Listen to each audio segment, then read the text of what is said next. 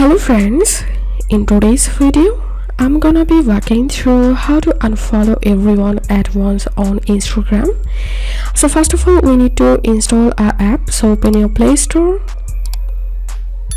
and type here follow meter and open this first application, and you have to install this application. Now open the application and here you're going to sign in using your Instagram information.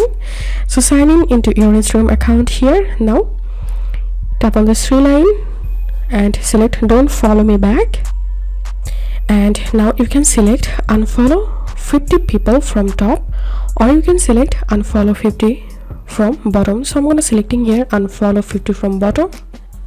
Click on OK, and as you can see it's automatically unfollowing my followers.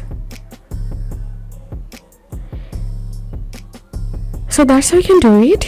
If this video helped you, give a thumbs up and please consider subscribe to how to do it. Thank you for watching.